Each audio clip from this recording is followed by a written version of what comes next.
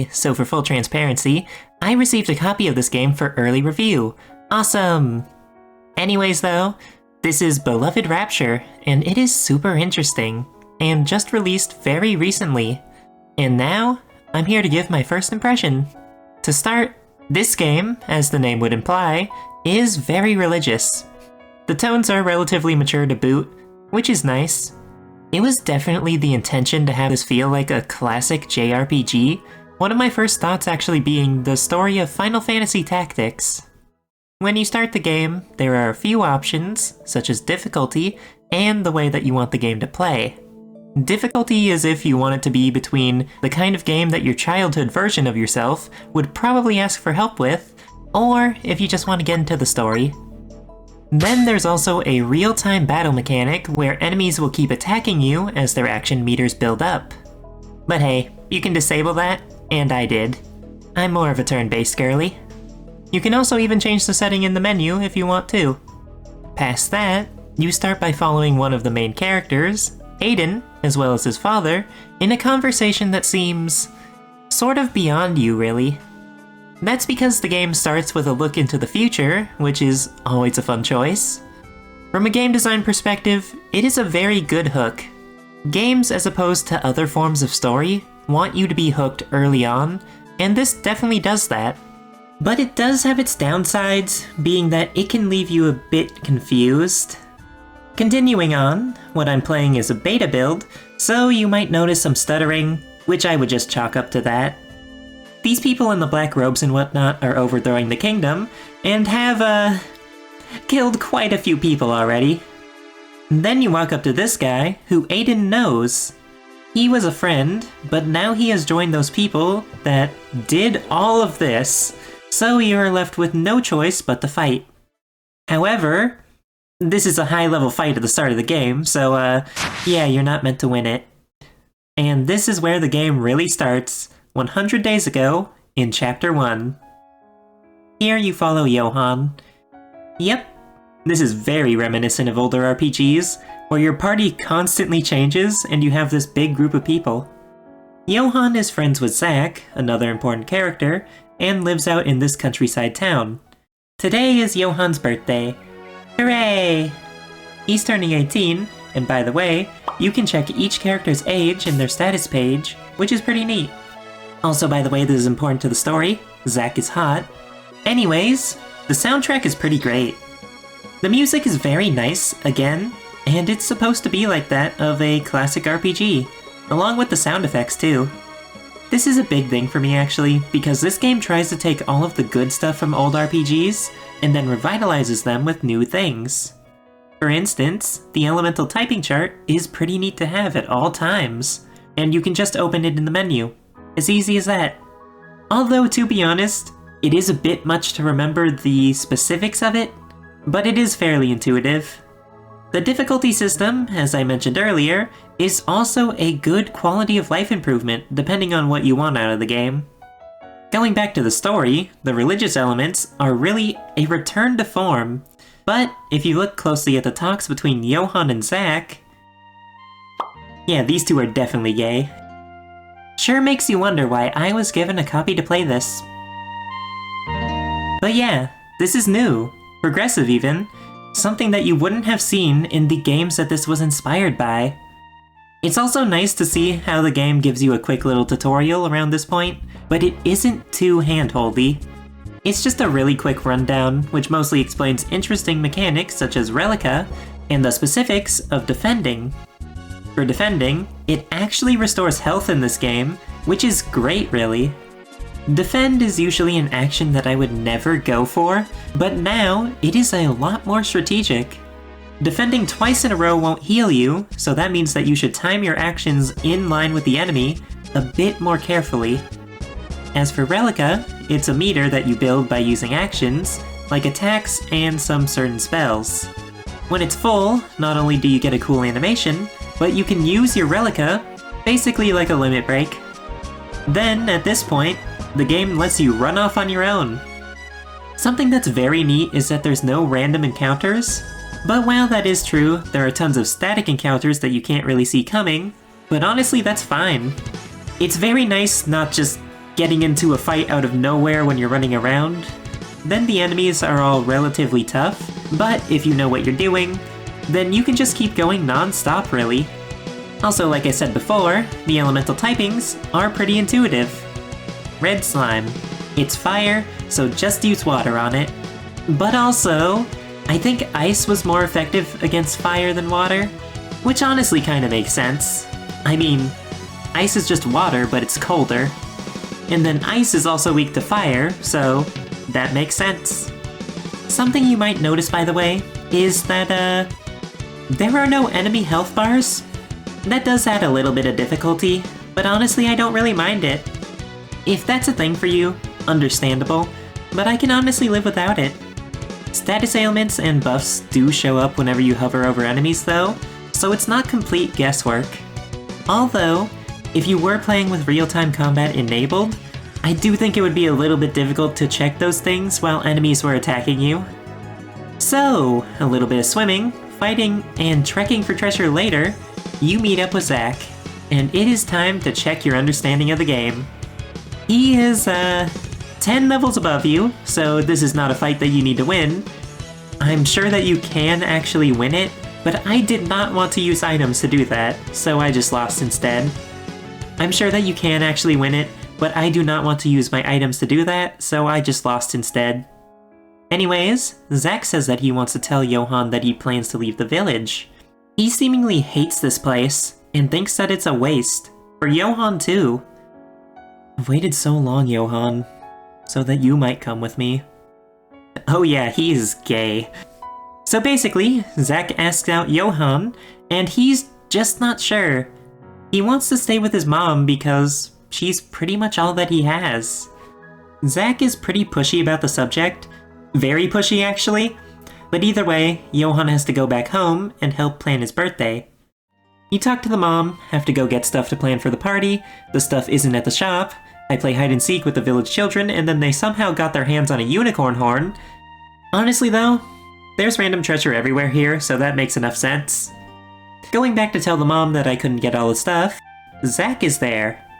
He wants to do just one more thing with Johan today, so he takes you into the woods with him.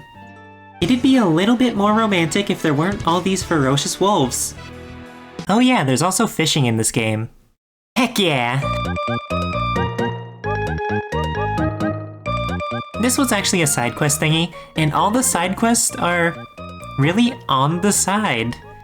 You don't have to go too far out of your way to do them, and the game does not put a lot of them in your face, so that actually makes them pretty fun to do. Further along, I fight some more stuff and level up. This is a familiar type of leveling system, like that of Bowser's Inside Story, where you get bonus points to apply after you level up. I love when games do this, and you can get even more points if you dump a lot into one stat. This leveling system is so good, because even in an RPG where things can sometimes get linear, this lets you choose a very specific build for your character, and every playthrough can be a little bit more unique.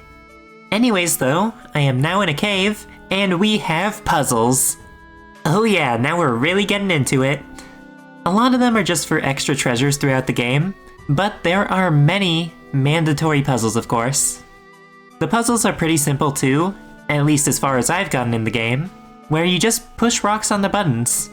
But trust me, they do find some ways to make it a bit more interesting than just that.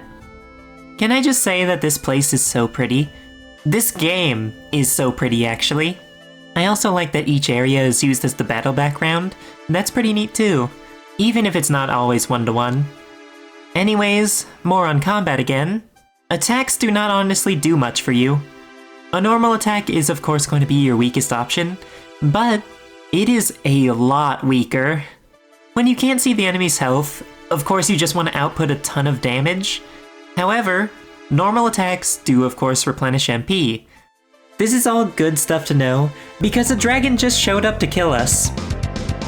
I know that I said the normal enemies were kinda tough, but this one really forced me to find a rhythm.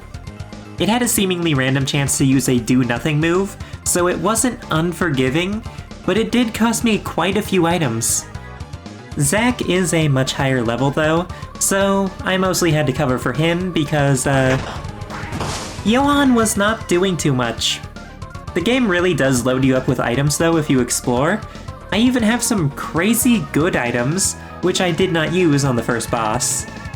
I'm very much the type of person who doesn't use those kind of items throughout the entire game.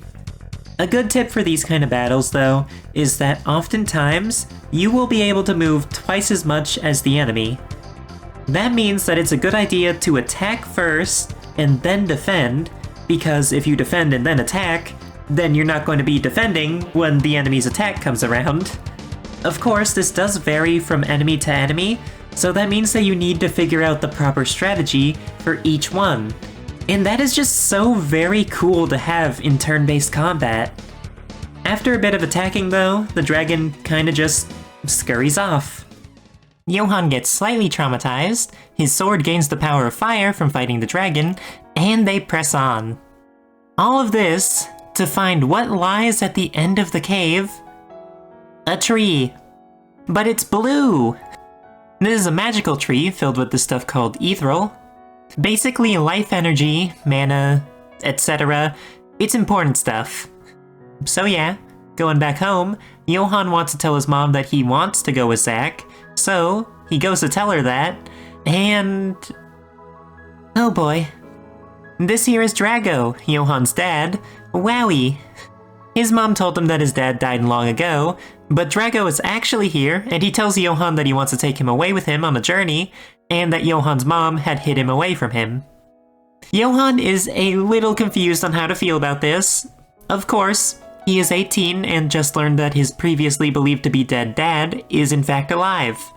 Something's very strange about this whole thing though, because Johann's dad dresses in the same way as that guy from the start, and the mom does not seem very trusting of him at all. Anyways, she slaps him. Johann goes out and his mom comes to see him, where they have a talk. You see, Drago is not the same as he was before, something happening to him that changed him.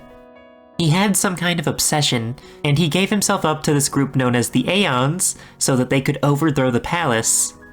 It was clear that he wasn't willing to move on this topic, so Johann's mom left, taking Johann and running from Drago. Johann understands the situation a lot better now, and his mom seems to be a lot less uptight now. Johann even tells her about the fact that he wants to leave with Zack, and she supports it, and knows that they care a lot for each other. Her words, and yeah, that was a sweet moment really. Really sweet actually. Too sweet. Zack comes out of his house and talks about how he should have taken Johann with him, and talks to some shady guy in a cloak. Oh no. He says not to speak of the Rapture to any civilians, name drop, and clearly, not so good things are going to happen. Going back as Johann. Yep, I've seen this one before. The village is on fire, everyone is dead, and Johann's mom gets killed. Johann is just about ready to kill his dad, and that goes about as well as expected. Zack talks to them all, and says that this was not part of the deal, which, like, I don't know what the deal was still, but it seemed pretty on the mark. Then he gets smited. So now you have to fight Drago, and yeah, that goes as well as the first attempt did. After losing and being left alive, Johann doesn't have much left. He goes and tries to find Zack, and then we transition away to Chapter 2. Now we're with Aiden again. He and his dad talk. They're from some sort of nobility, and have been banished from the capital after someone sort of took it over. Anyways though, his dad needs him to deliver a letter to the king, one talking about some crazy wacky people committing crazy wacky murder. He didn't phrase it quite like that, but you get the idea. After taking a whole bunch of loot from the house, I run into Ren, who only really shows up at this point. She heart emojis at me, and then tells me about a blacksmith. This guy improves ethereal weapons by putting more ethereal in them, so that's cool. It uses ethereal shards, which are pretty rare, and also a whole lot of money, so it's not exactly easy to do. With that said, I gave a guy a whole bunch of mushrooms, he gave me a ton of money and a shard, and then I scrounged up a bit more money, and upgraded Aiden's weapon. These upgrades are actually super good. They give you so many stats. They're not just tiny little upgrades like you would find in a lot of other games. After that, I tried to do an interesting sounding side quest to kill a couple of man-eaters. With a name like that, how am I not supposed to want to fight them? Hey, wait a second. These are Minotaur. I guess that Minotaur do eat people in some different works of fiction. Anyways, they are really strong, and I got 8. The thing about health bars is really a double-edged sword, because the whole battle becomes a thrill, but also, it becomes a lot harder to plan out your actions. I tried again, and yeah, that didn't work, so I just moved on. I would have kept trying, but I had no idea how much health they had, and also something about restarting from the main menu made me want to not die so much. That's definitely one of those old JRPG things I could do without. But hey, this did make me remember autosaves are a thing that exists in this game. Again, traditional features versus new features, very interesting. The enemy types start to become a bit more varied at this point, and I welcome them all. Look at these little goopy ghost guys, they're so cute. Later, I fight a single man-eater, which is a lot easier than 2 of them. I also start to encounter ice, which, guess what? You slide on it, so that will be very relevant soon. I also see this bear attacking a guy and spend forever trying to figure out for the life of me how I'm supposed to get to it. I eventually find out that it was this one little spot that I would have never guessed if I wasn't trying for so long. But yeah, I fight the bear. Then I run into my so far favorite character, Krista. She is a bit different from everyone else so far, in that she has no attack option. That's right, she is full-on magic only. But then you may ask, how does she replenish MP? Krista simply gets MP back for defending, which, you know, that's cool. She's a caster, so her defense and health aren't super high, which means that instead of leaving herself open by attacking, she can instead defend to protect herself. Anyways, she says that she's been getting tailed lately, and begs Aiden to assist her while she's traveling. He does so, and now she's part of the gang. Yay, I love her. The main road is out, so we have to take a detour through the mountains, and it is time for more puzzles. Now we have to deal with ice physics, not only on yourself, but the rocks that we push too. Something that I noticed around this point was that during the screen fade transition, you still move around, which is funny. After puzzling for a bit, I fight some more of the regular enemies while trying to find my way around, and look, another blue tree. So yeah, these are definitely an important thing, but I am not so sure in what way yet. Anyways, Krista finds out that the trees got hands, and we run into this guy and carry on. I kept thinking to myself that I would go back eventually to do that man-eater side quest, but I didn't, and eventually got too far away to backtrack. Anyways, this thing. Yeah, it's pretty scary looking, and cool, not gonna lie. This thing specializes in ice, and also deals big damage. The thing about ice is that it freezes things, but luckily I picked up a ring that prevents freezing. For Aiden at least. Sorry, Krista. So yeah, with enough spells and Relica, we kill it. Hooray! Like with what happened with the dragon, Aiden and Krista both learn ice magic. Very cool. We come across a town where... yeah, I do not like that. This kid is being treated as if he's completely crazy because he talks about how everyone in his village was burned alive and killed by a group of people. Hey, wait a second. Doesn't that sound familiar? Oh, it's Johan. So he is very deeply upset.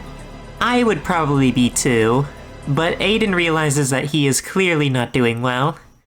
And this next moment is pretty serious, so I'm going to be serious in kind. If you want, you can skip ahead to this timestamp.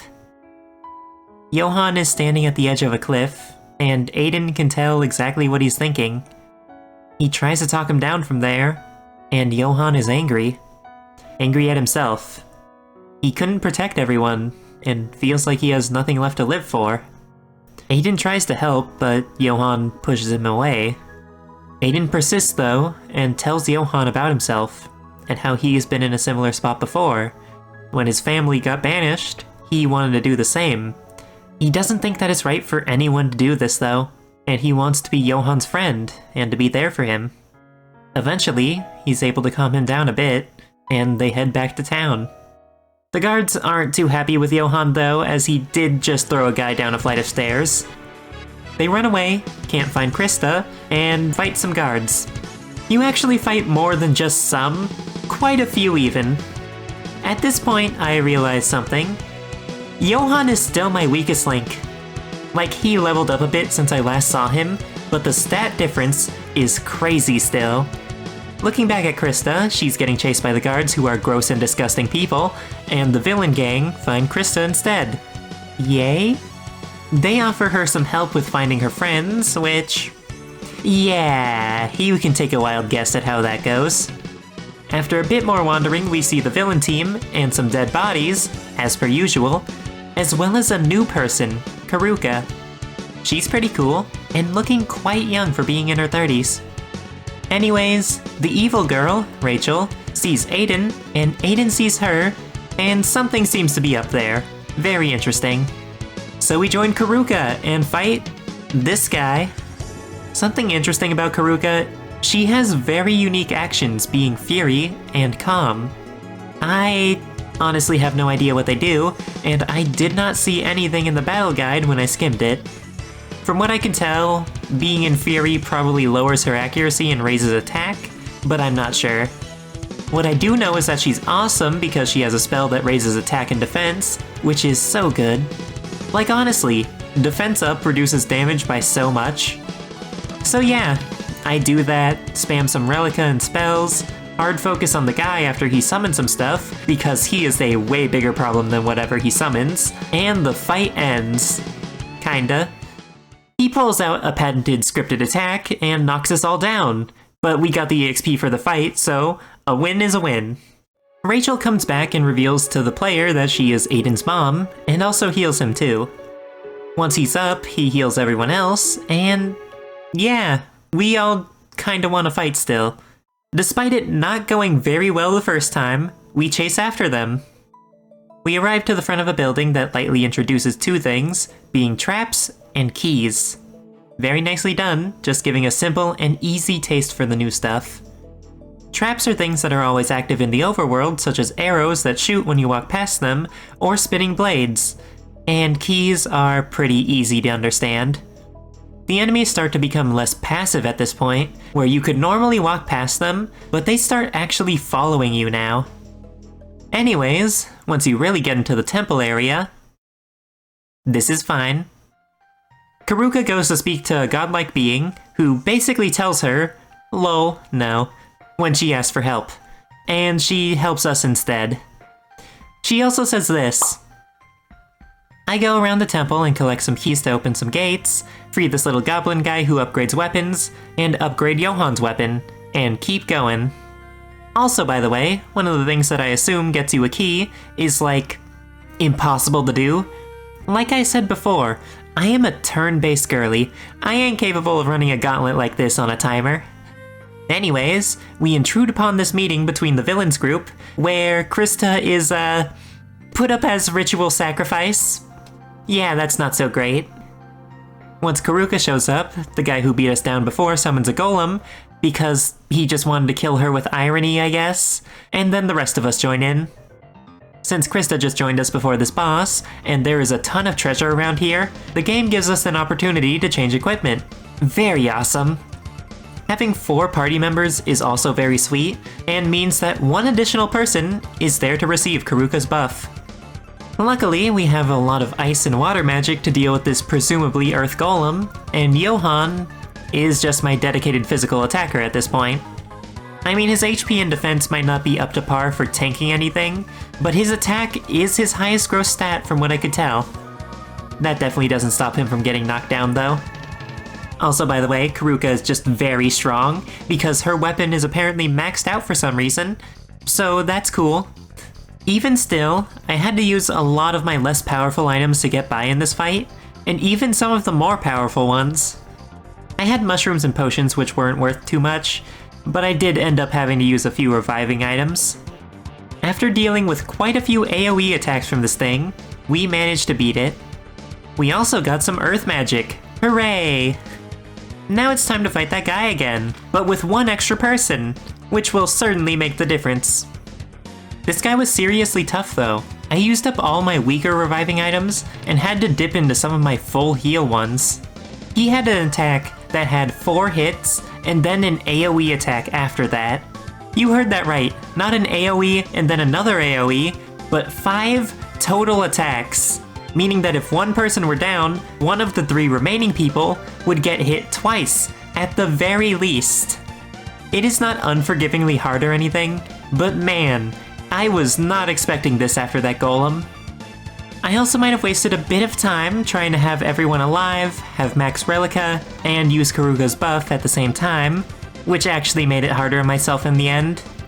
Especially because Karuka's buff cost her max MP. I never lost though, I pushed on, and eventually we got him down. Or at least, I got him down far enough to trigger the cutscene where he beats us. But before that, Amaterasu glows, and he talks about how it has chosen Johann. Oh, by the way, this is like a god sword, so yeah, I didn't really mention that before. Anyways, Johann's dad comes flying in on his dragon, and Meteor smashes us all off the cliff. And now, Johann has a flashback to the time that he spent with Zack as children, and Zack's dad getting arrested. Weird time to remember that. So, Johann's in bed, and Chris is checking up on him, saying, Aiden too? This game is so casually gay, I love it. Basically, we washed up onto a beach, and have no idea where Karuka is, and now, it is Chapter 4. And this is where I stopped playing. Why?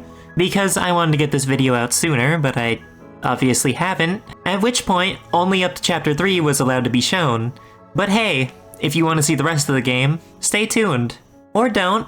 You can instead buy the game for yourself instead of watching me condense 5 hours of gameplay into a goofy little script. With that all said and done though, thank you to everybody for watching, and I'll see you all next time. Bye-bye!